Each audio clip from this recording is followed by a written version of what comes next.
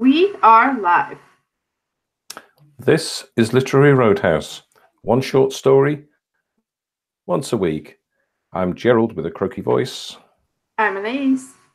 And I'm Andy. And this week we have been reading Saint Bus Driver by J.E. McCafferty, which was featured in the Carve magazine Winter 2019. If you haven't read the story yet, pause the podcast, go read the story, and then come back to us. We're introduced to Lolly, a 3-year-old girl who suffers from echolalia, a condition where she repeats things other people say. She's being brought up by Gram, her grandmother. We fast forward to a time when Lolly goes away to college, but returns each Sunday to eat spaghetti with Gram. And then Gram dies, and Lolly's life becomes empty. So tied up has she been with Gram's order and organization. And then we watch as Lolly tries to find herself at a market, at a party, and in Gram's apartment. Okay, pretty good summary. Thank you. Yeah, that's exactly what happened. And it's funny because the tone with which you did that summary was basically like my initial reception, and then I did more reading and research, and then my thoughts changed. So, how did you guys like the story overall? I enjoyed it.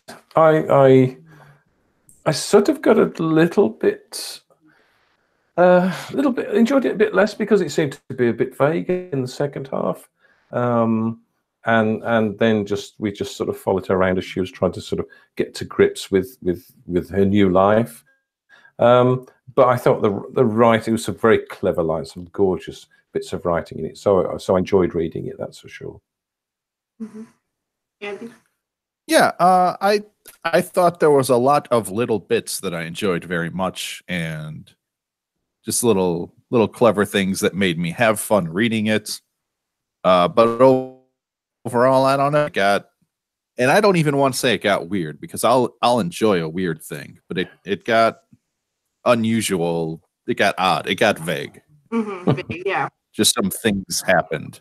Mm-hmm. Yeah. Yeah. So I enjoyed it too. I agree with there were little lines and turns of phrases that were a lot of fun. I like how she would structure jokes where she would have a long sentence that's just flowing very normally, and then she'll end it with a twisty sort of joke. So like my favorite one was Gram raised Lolly, and they felt lucky most of the time. The two of them like sisters, sleeping in high twin beds, talking into the night. Gram working for the IRS all day in the cubicle, a job for which she was grateful because she wanted to get purgatory over with. Just like it's a very this is how they live joke, and she did it a few times. So that was my favorite one. Yeah, that's the very first one I highlighted. I thought, oh, that's clever. That's made me chuckle. Yeah. And so one of the other things that I really liked about the story is that it's set in Pittsburgh. There's not a lot of stories that are set in Pittsburgh. And I kind of like whenever there's a story that feels very, so I don't know if you guys know it's set in Pittsburgh. Or is that, or you guys, am I freezing? You guys both froze. No. Nope. Oh. Okay. Yeah. So the author lives and teaches in Pittsburgh. And then I was like, wait, is the story set in Pittsburgh? So I just Googled all the context clues, Lawrenceville, the streets, Penn and 40th. One of the other ones, but what was the other one? Belmont. One of the other neighborhoods. Those are all Pittsburgh neighborhoods. And the St. Augustine Church is a Pittsburgh landmark. It's huge. It's gorgeous. So it's Pittsburgh, which is like, we don't leave it at this cop car pass. Urban living.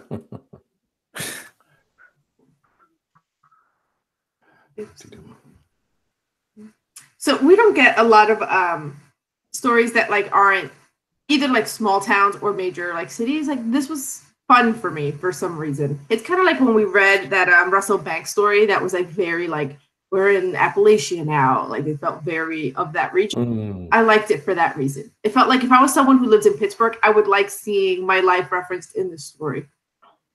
I mean, do you think it's important it's set in Pittsburgh, or could it have been set anywhere? It could have been set anywhere, but I just sort of, I like the references to real places because, like I said, if you lived in Pittsburgh, you would be like, oh, I know that area. Oh, I know what she means by, like you pick up on little things. I've said this before on the show. It's like when Juno Diaz sets a story in the area I grew up in. I'm like, oh, like it doesn't matter. That story could be anywhere, but I'm like, I've been there. Yeah. Oh, So I like that. I then learned a bit about Pittsburgh and St. Augustine's Church. very good. Yeah. So the story explains early on, it starts with that Lolly has echolalia. Oh, so what is echolalia and why is that important to the story? This is actually a genuine question because I don't know why it's important to the story, but maybe you guys can help me. Good. I don't know why either. No. I had to look it up, and I thought it's not an extreme thing. It's just that repeating things other people say.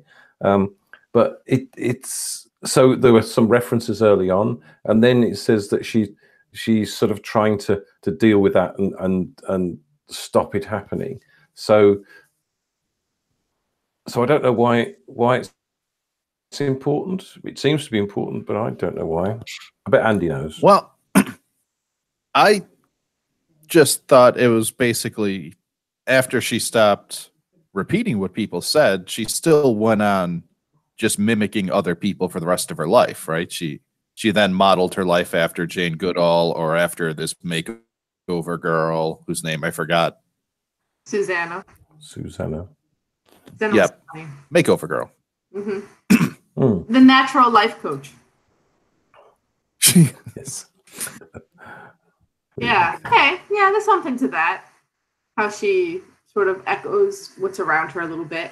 And how does it manifest when it's older? So you're saying it's that the trend is she's always mimicking, doing what other people sort of tell her to do. But the thing is she really doing what Susanna tells her to do? I feel like she tries it and then ultimately she rejects it. And she's kind of making fun of Susanna all the time in the story.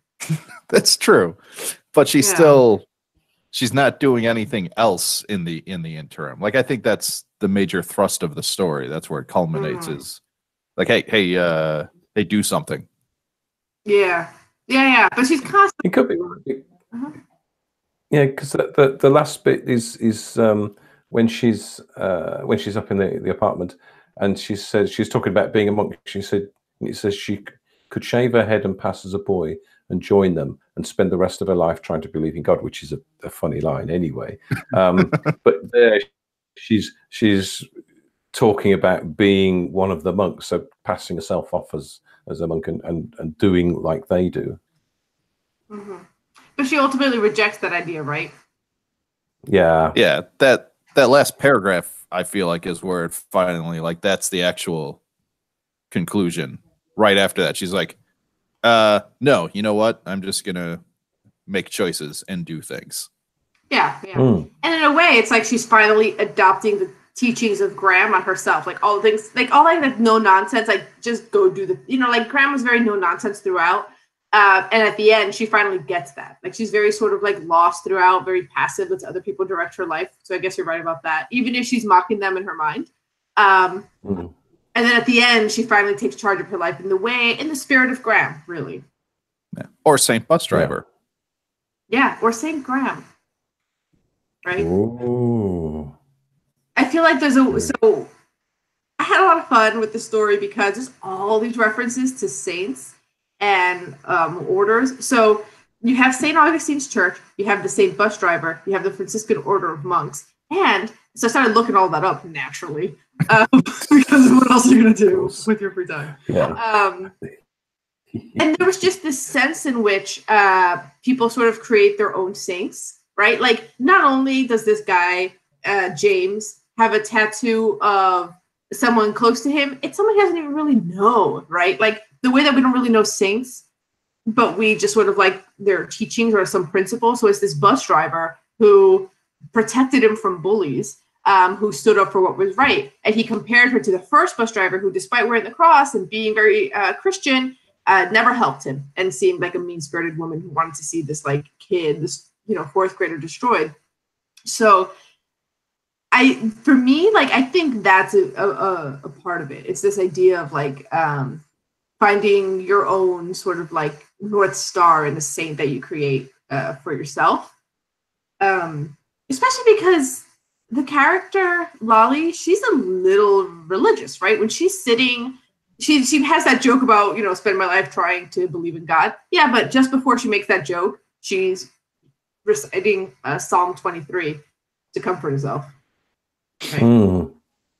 That's the one that's like, the Lord is my shepherd, though I walk through the valley of darkness. Those lines aren't consecutive, but that's that one. Yeah. The valley of the shadow of death. Fear no evil.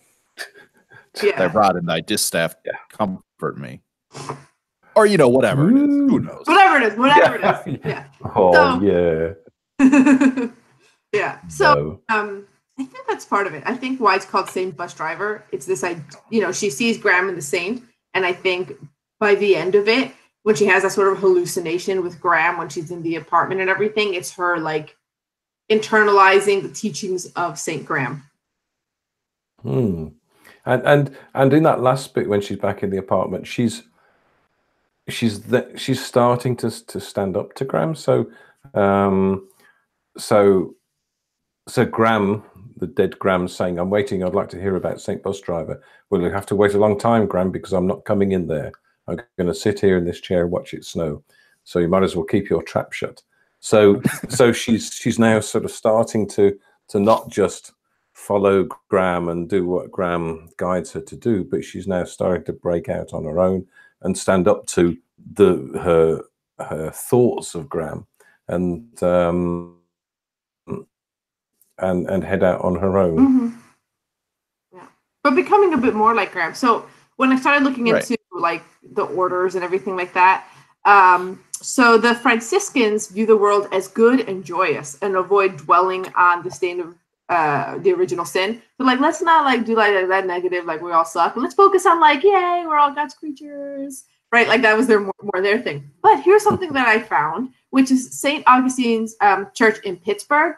Actually, it's run by the Order of the Capuchins, which is an offshoot of the Franciscans. It's the main offshoot of the Franciscans. And they're more about solitude and penance and living an extremely austere life, which is interesting. Apparently they were founded by Franciscans who were like, you know what, this whole everything is joyous, we're all God's creatures thing is not what we're supposed to be doing. We're supposed to be living like beggars. Like centuries ago, they weren't even supposed to touch money. That's not how it is today. But they weren't even allowed to touch money. They had to get everything from begging, extreme austerity.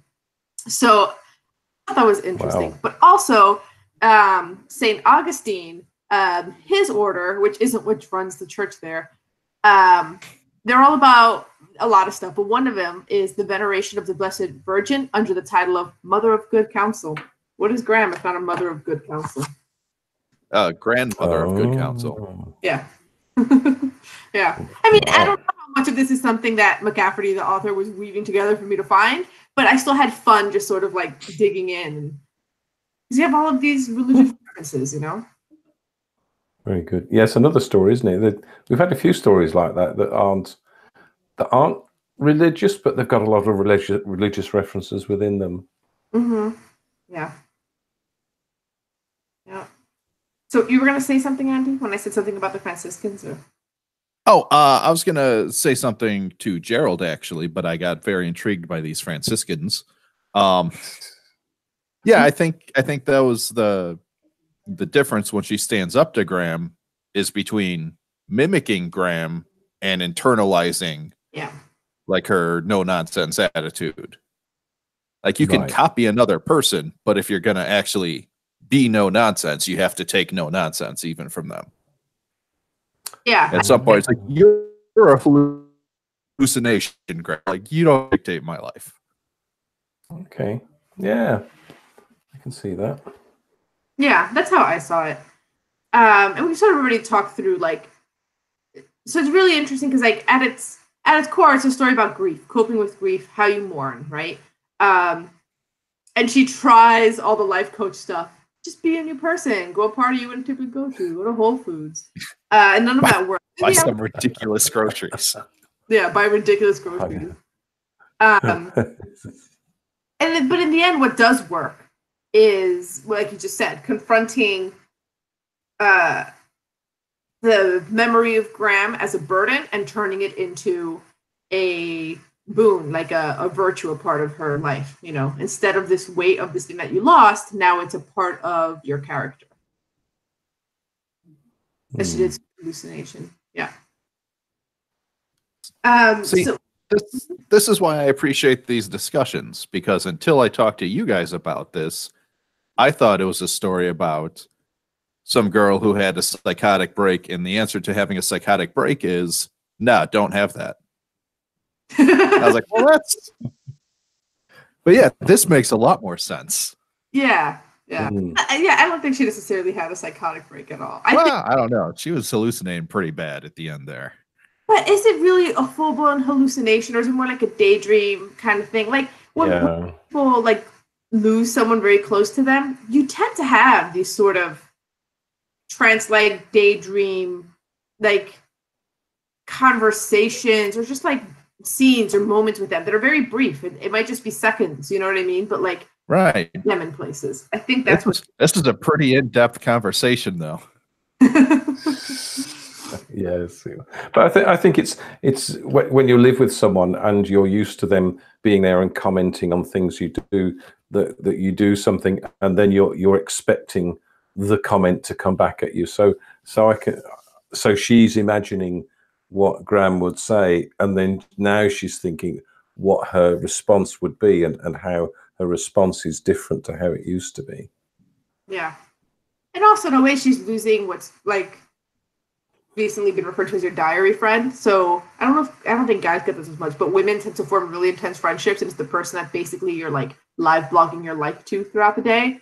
You're like sending them like messages of everything that's happened to you. That's what those reports about life are, right? So in the story, Lolly talks about how every Sunday she'd go to Graham's house and have spaghetti, sometimes upside down pineapple cake, and she would give her reports about life, about what's going on in college.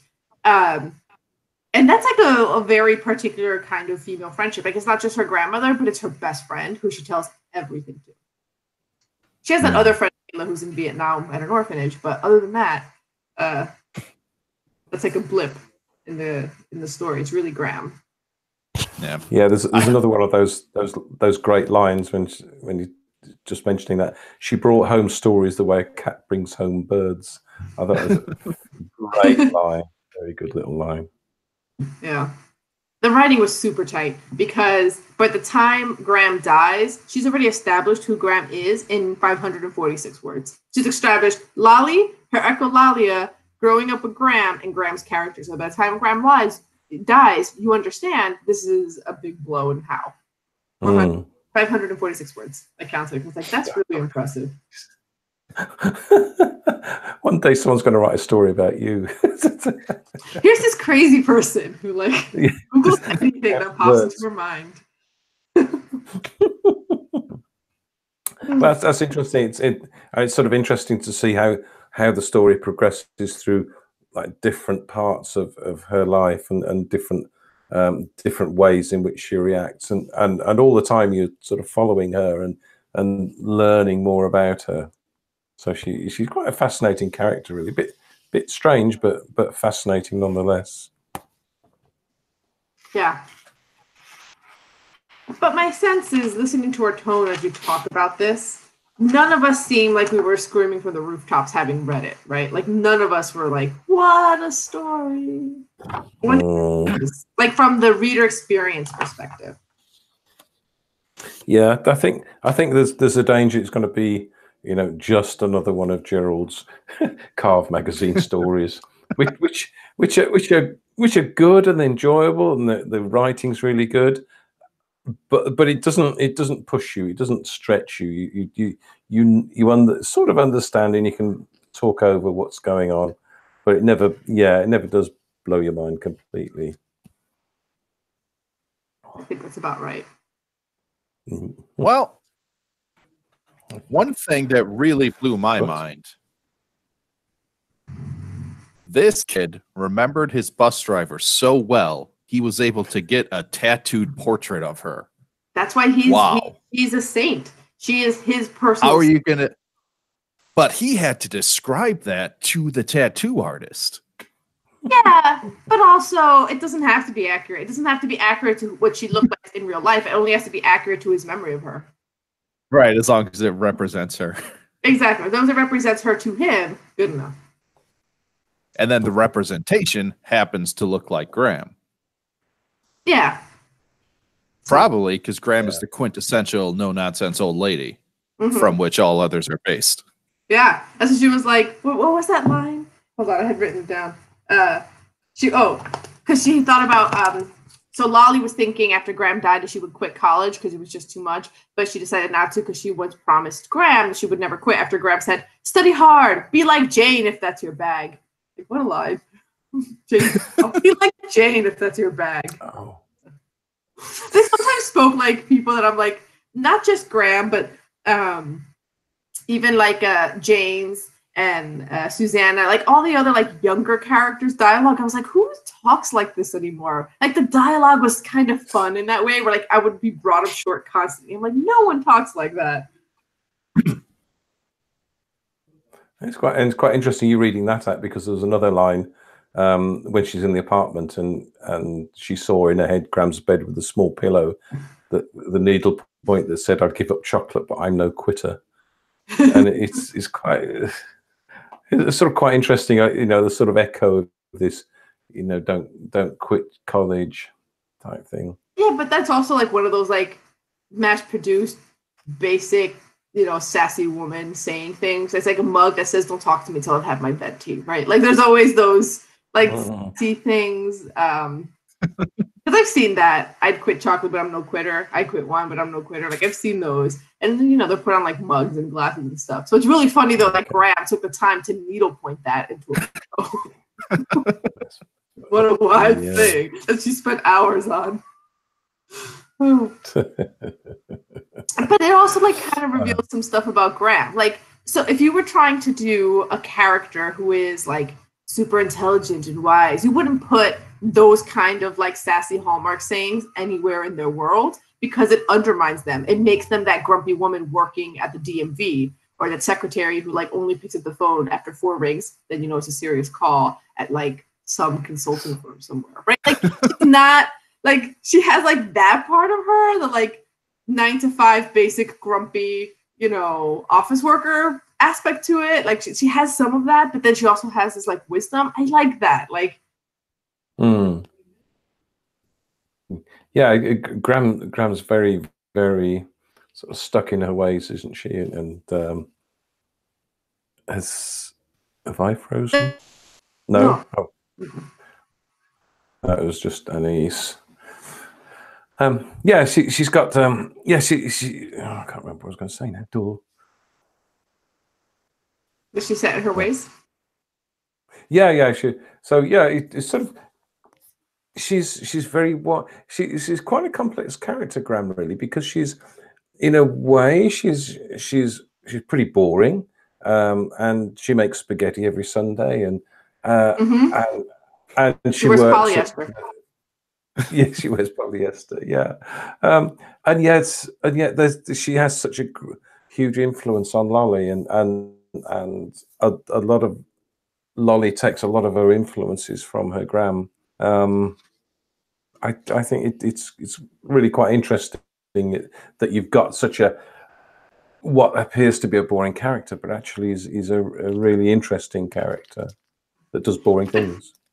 Yeah, but I'm wondering, like, is she boring, or is it like this older generation working class thing where it's like you have this like self-imposed uniform of like tan polyester pants and a blouse.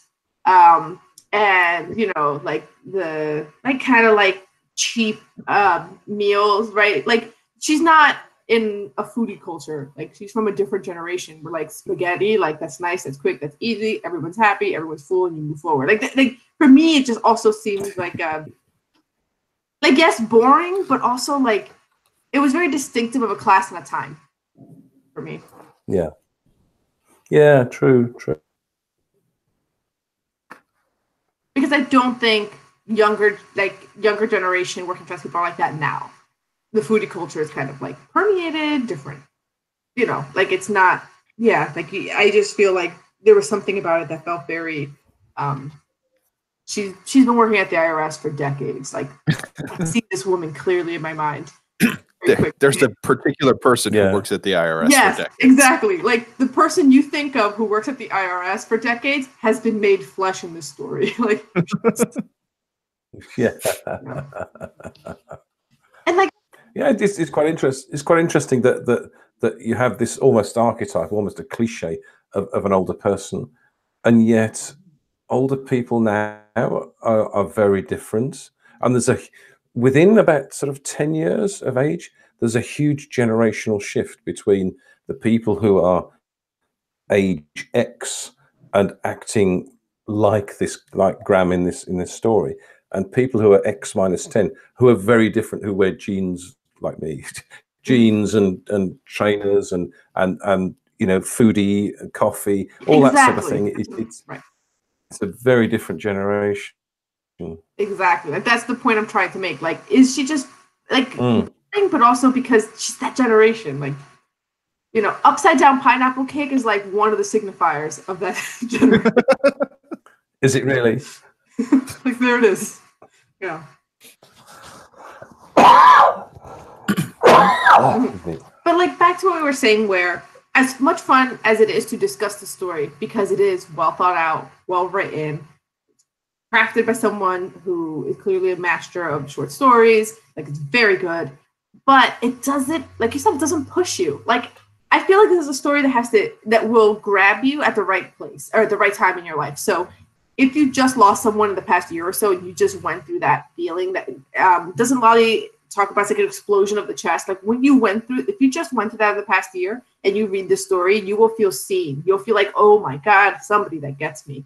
But if you're not in that headspace, it sort of feels like you're a little bit like her boss at the bakery. People lose their grandmas, Lolly, right? Well, yeah. To be fair, though, can we talk about why she really lost her job at the bakery? Because she ate a special order cake. Yes. Why would someone who has a butt of pot on them eat a special order cake? But I think the special order cake was before the pot. Because, well, yes, but she's the type of person. Sure. She's a weed head. No. I submit to you. Subtext. She was getting high at work. I also like the dialogue where someone offers her ecstasy at a party and she goes, "No, I want to go home." And the guy's like, what was it? Who was like, his response was really funny. And then her response to him. Fun. That's cool. You don't have to be a bitch about it. Yeah, that's cool. You don't have to be a bitch about it. And she goes, "You're a doll." Trevor had to kill them with kindness. Yeah. Yes. That's very good. Yes. Also, this guy just ran up to her and kissed the top of her head. Well, I mean, he was on ecstasy. Yeah. Also, we don't know if he's a guy. Do we not? He says he said. Does it? Oh, no. I was unclear. No, I said a kid with long red curls, unclear whether this was a boy or girl, kissed the top of Lolly's head. You want some ecstasy? No, I want to go home. That's cool, said the kid with an offended expression. It is pronoun free. Pronoun? Well, I got to check my preconceptions at the door. And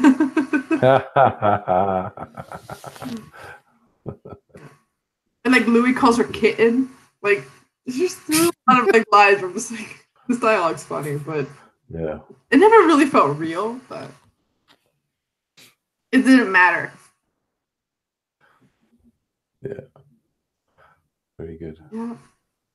Also, I like when Susanna says to Lolly, who comes off as a bookwormish Jane Goodall enthusiast, a woman who has a spaghetti dinner every Sunday with her grandmother, says, "Try out for something completely not you, like cheerleading." I mean, think about it. Think about how much you'd grow if you could slip into one of those uniforms and shake your booty. Yeah. And the more you look at it, the more there's so many lovely lines. Like when she calls Susanna as she's leaving the party, and Lolly said, "So what can I do?" Susanna says, "So what can I do you for?" So Lolly says, "Oh, nothing. I guess I'm just avoiding going home." Susanna said, "We all are, Lolly. We all are." Which made absolutely no sense, like so much of what Susanna said. So I thought it's such a funny little, little lines. Yeah, And the thing is, if you zoom in on the experience of reading it, there was a lot of fun to be had. But then if you zoom out to what is this story about, is it going to stick with me? Not really. It isn't the kind of story that sticks with you. Unless, like I said, you just went through a major loss. Then you feel identified or seen by the story. But otherwise, it feels a bit, you're like the baker. Like, yeah, everyone loses their grandma. Yeah. I also like when Susanna goes, it suggests that she plans a trip to the jungle. There's my tip for the day. She hurried away in her puffy coat. Susanna was from the upper class. Lolly had noticed these people were often planning trips and believed it was simple to do so. Oh my God, just get a grant, Susanna would tell her later. Lolly had 3 times heard her say, you could so totally get a grant to other people too. Yeah. So if we have any aspiring writers listen to the story, just put in these gems. Like this is what makes you stay with the story. Like it makes it fun and breezy, and you get through to the end. Like it just. Yeah, that's a good point. Yeah, because this story doesn't. It's great. Yeah, it's great. It's great to have a character like Susanna that's just a bit off the wall and earnestly trying to do her best for Lolly, and just suggests the most ridiculous things. Life coach. And like Susanna's reinforcing who Lolly is as a character. Like from a storycraft perspective, Susanna is by being like the opposite of what Lolly is reinforcing who Lolly is. And Lolly's reactions to Susanna tell us a lot about Lolly. But that said, we already knew who Lolly was without Susanna. Like that reinforcement is nice, but it's also extra. Like, but it makes the story that much more enjoyable. In fact, I'd argue the Susanna character is like maybe 75% of the story's entertainment. Like that's where like the big laughs are coming from. And the rest might be Graham. Yeah. Everyone loves a Graham. Okay, so I feel like the discussion's winding down. Is there anything else we want to say? I don't think so. I think I just remember one of the things that Maya used to say, and she used to call this story a palate cleanser after we've had some really deep, meaningful, hard story. This is a palate cleanser. It's a nice story. It's easy to read, and there's a little bit in there, but not too much. Yeah, I agree. Yeah, and I agree with your assessment earlier. This is going to be another Gerald Carve story that is not bad, was an enjoyable read, but you don't really remember for long after. Yeah, I'm going to try harder to get challenging stories. Andy, any final thoughts? Nothing special. Just I enjoy a story with plenty of jokes, and I just feel like no matter what subject you're writing on, you can put some jokes in there, and this is another fine example. Yeah, we're literally writing about the death of a dear grandmother. It's a lot of laughs. Yeah, and just put a wacky friend in there. That's yeah, a comic sidekick. Yeah, fantastic. A man dressed like there's a reason these are cliches. Yeah, it's good advice there, I think. Yeah. All right, so ratings? 4.5. Same, 4.5. Yeah. Listeners. I believe. I don't like this half point system you guys got going on, so I'm going to give it a 4. All right. In my heart. Yes. You don't like the half point system, even though the half point system exists in your heart. In my heart, it's a 4 that's striving for 5. I'd call it a 4.5. Yeah. Well, yeah, monster who just. Well, let's just make it a 4.83 then. No. There's an infinite series of numbers between 4 and 5, and you're opening a floodgate that we don't want to go down. I mean, 150 odd episodes. We haven't gone any further than 0.5 yet. No, Rami once wanted to do a quarter point. Yeah, he did. See, yeah. We didn't let Where's him the though. line? We said no. The buck stops here. That Rami is always trying change things up and mess things about. Mm-hmm. My favorite Well, when he wanted to give a story a 0 but give it a 1 because it technically had words. That's still the best rating ever.